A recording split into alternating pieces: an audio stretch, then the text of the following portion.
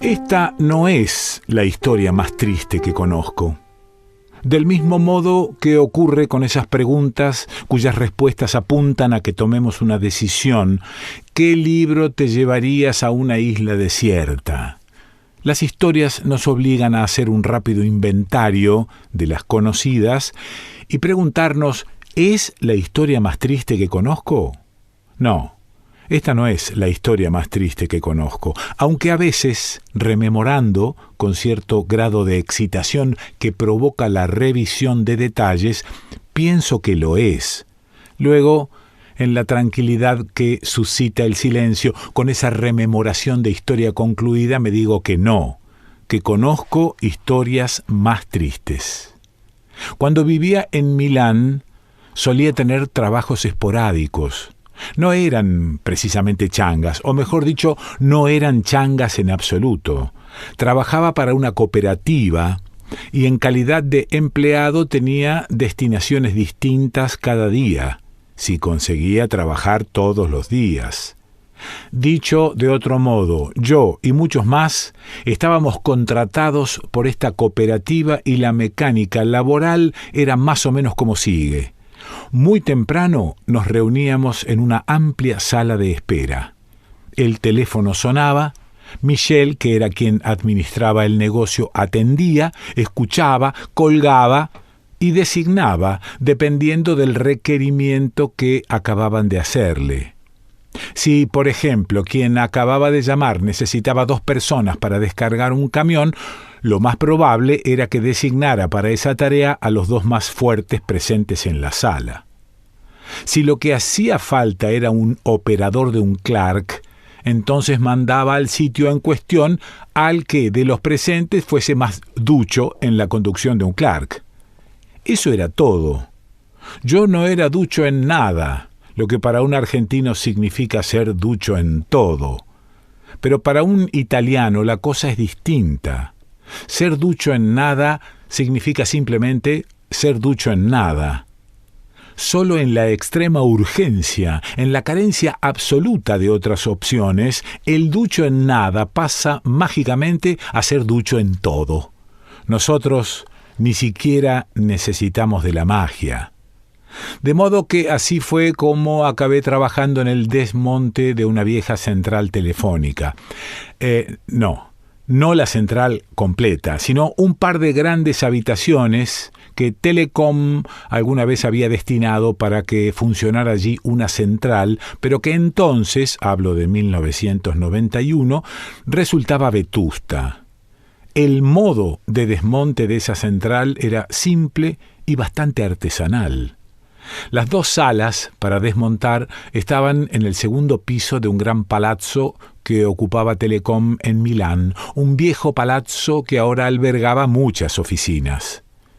En el gran patio habían hecho entrar de culata 2 camiones con el receptáculo abierto en la parte superior, de modo que desde sendos balcones del segundo piso teníamos acceso a los 2 camiones, tirando con mucho ruido partes de bronce en uno y de acero en otro.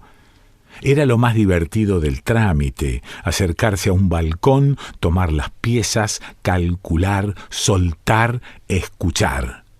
Nuestra flota constaba de 6 personas, todas con una pequeña batería de herramientas atada a la cintura.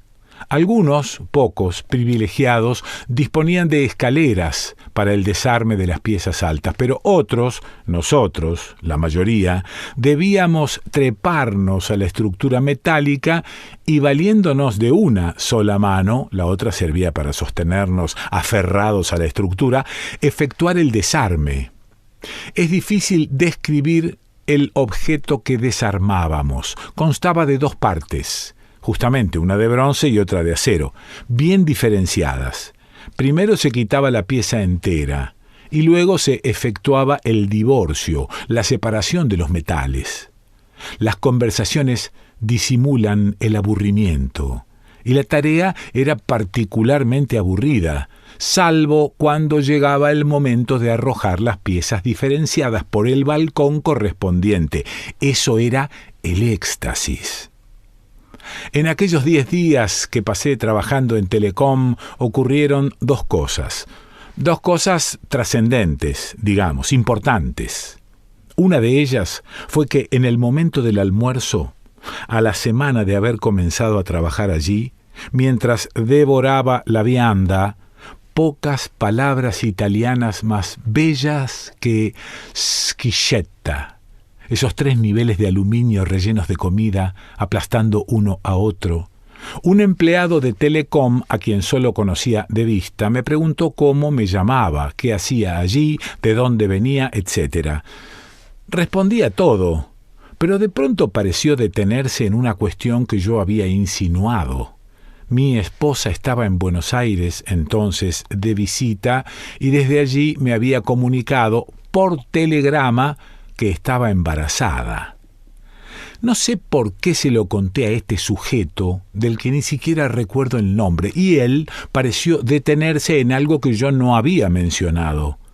¿Cómo hacía para comunicarse con Buenos Aires? ¿Cada cuánto tiempo hablaba por teléfono con los míos? Debo de haberle respondido simplemente que lo que hacía era comprar una tarjeta magnética de 5 o 10.000 liras y valiéndome de ella hablaba con mis padres y mis amigos y ahora con mi esposa. No hacía falta aclararle que la comunicación duraba muy poco. El tipo trabajaba en Telecom, debía saberlo. Lo cierto es que cuando acabó su almuerzo, me señaló la oficina vidriada donde él trabajaba y me dio una corta serie de instrucciones. Tenía que comprar una tarjeta magnética de 10.000 liras y llevársela al día siguiente a su oficina. Solo eso. Sé cuándo es el momento propicio para hacer preguntas y ese no me pareció uno, así que no dije nada. Al día siguiente compré la tarjeta camino al trabajo. Se la llevé a su oficina y cuando me aprestaba a irme me dijo, no te vayas, espera. Sacó de un cajón un rollo de cinta aisladora. Tomó unas tijeras, cortó un fragmento mínimo de medio centímetro por 5 milímetros y lo pegó sobre la cinta magnética en un sitio que parecía muy preciso porque apuntaba con el trocito de cinta aisladora suspendida sobre la banda magnética de la tarjeta, pero sin soltarla, sin adherirla, hasta que sus cálculos parecieron certeros y la soltó, la adhirió, controló, me la estiró y me dijo, esta es una tarjeta de 10.000 liras. Y si seguís mis instrucciones, vas a tener siempre una tarjeta de 10.000 liras. Cuando la uses, tenés que estar atento al contador del saldo. Nunca debe superar las 1.000 liras. Si supera las 1.000 liras, te quedás sin nada. Si retirás la tarjeta antes de que el saldo restante supere las 1.000 liras, al volver a ponerla, vas a volver a tener 10.000 liras. Hizo hincapié en que no divulgara o compartiera lo que me estaba regalando. Si la trampa se expandía, la empresa se percataría y haría algo para solucionar la intervención eficaz que acababa de hacer. Que la disfrutara y usufructuara en silencio. Le agradecí, y esa misma tarde la probé, con éxito naturalmente. Siempre le estuve agradecido por eso. Cuando me fui de Milán le cedí la tarjeta a un amigo argentino que vivía allá, pero la cinta magnética ya había sido usada demasiado y empezaba a fallar. No creo que le haya servido mucho tiempo más. La otra es la que sigue. Uno de los que desmontaba esa pequeña central conmigo era un muchacho brasileño, Edson. Los diálogos comunes eran de todo menos privados. Quiero decir que hablábamos de muchas cosas, pero de nada que implicara la más superficial privacidad. Sabía que Edson se llamaba así porque era el modo en que los demás lo llamaban. Sabía que era de Brasil, pero no sabía mucho más. En determinado momento nos encontramos desmontando partes metálicas uno al lado del otro. Entonces pude tener con él una charla en voz baja, digamos íntima. aunque no fue exactamente eso. Mi pregunta inicial fue si le gustaban os paralamas do suceso. Fue sorprendente que, con su mirada, me estuviera dando a entender que no sabía de qué le estaba hablando. Tan descarada fue su ignorancia que, a modo de respuesta, le dije: «Vos no sos brasileño», a lo que, de modo más bien inocente y vergonzoso, admitió ipso facto que era tunecino, pero que en Milán, ya se sabe, un brasileño goza de un prestigio del que no goza en absoluto un tunecino. Un tunecino no solo no goza en Milán de prestigio, no goza de nada. No hizo falta que me explicara todo eso, yo ya lo sabía. Lo único que hizo fue admitir que no era brasileño. Confirmó que era de Túnez y la conversación se detuvo en otra cosa. Eso ocurrió al segundo o tercer día de nuestra llegada a Telecom. Yo entonces vivía muy cerca de allí, a unas 10 cuadras, en el límite este de Milán, cerca del aeropuerto de Linate. Seguía almorzando con mi vianda, pero bien podía ir a casa, comer y volver al trabajo. Lo había hecho alguna vez, pero caminar 10 cuadras de ida y 10 de vuelta no era algo que me agradara, así que prefería llevar mi schiscetta y comer con los otros en el restaurante común. Días después volvimos a encontrarnos circunstancialmente en el desmonte de los artefactos viejos, y dado que Ali, tan natural como ser brasileño y llamarse Edson, es llamarse Ali y ser tunecino, estaba allí, le pregunté cómo estaba, a lo que me respondió que no comía desde hacía 2 días. Le ofrecí el contenido de mi schiscetta, pero en cuanto la abrió vio flotando unos trozos de carne y me dijo no gracias. Entonces le propuse ir a casa, dado que allí seguramente íbamos a encontrar algo que podría comer. Tampoco yo estaba seguro de que encontraríamos gran cosa. Lo que era indudable era que ninguno de los dos teníamos dinero y que en casa se podría comer algo. Llegado el momento fuimos a paso rápido, llegamos a Viale Puglie, subimos a casa y abrí la heladera. El cuadro era desolador. Había unas fetas de jamón debidamente empaquetadas que Ali también rechazó al sacarlas a la luz. Así que abrí la alacena y allí encontramos una lata de lentejas en conserva.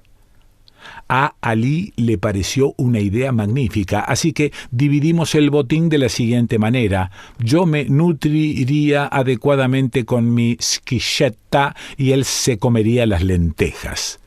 La distribución era desigual, pero era todo lo que Ali se sentía capaz de conceder, dadas mis pobres provisiones alimenticias. Le abrí la lata y con un tenedor comenzó a devorar el contenido, cosa que hizo en un santiamén, antes de que yo tuviera tiempo de recalentar sobre la hornalla el contenido de mi vianda. Y entonces, con total naturalidad, Ali pidió agua. Le dije que se sirviera agua de la canilla. Ahí tenía un vaso. Ali tomó el vaso, abrió la canilla y puso el vaso debajo, lo que hubiese hecho cualquiera. Y sucedió algo más. Cuando estaba a punto de llenar el vaso, cerró la canilla y en vez de hacer lo que hubiese hecho cualquiera, lo que yo hubiese hecho, en vez de llevarse el vaso a la boca, lo dejó allí. Yo estaba recalentando mi comida en una sartén y desde allí miraba y miraba. Había dejado el vaso debajo de la canilla donde ya no salía agua, pero desde donde pendía y se inflaba lentamente una pequeña gota de agua. Se infló hasta que cayó, y Ali la recibió en el vaso. Pero siguió dejando el vaso en la misma posición porque detrás comenzaba a inflarse otra gota. La esperó hasta que cayó, y entonces vi cómo su brazo vibró tenuemente al comenzar a llevarse el vaso a la boca, pero lo dejó ahí porque vio que se inflaba una tercera gota, más lentamente que las otras dos, pero venía. La esperó una vez, la vio caer en el vaso y entonces sí, bebió. Yo quería saber, pero no me atreví a preguntarle directamente por lo que acababa de ver, así que saqué el tema de Túnez y de su ciudad natal, pero me aclaró que no vivía en una ciudad, sino en un poblado de apenas 500 habitantes, no recuerdo el nombre, que era el tercero de 8 hermanos, que sus 2 hermanos mayores habían migrado a Alemania, pero que él había preferido Italia. Entonces sí me atreví y le pedí que me describiera cómo era el suministro de agua en su poblado, y me dijo que, día por medio, él y sus hermanos caminaban 5 kilómetros hasta un pueblo cercano, donde llenaban baldes en una fuente común y los llevaban de vuelta a su casa, con cuidado de no derramar nada. Entenderán que no miento si digo que desde entonces recuerdo a Alí cada vez que me sirvo un vaso de agua. Guillermo Piro.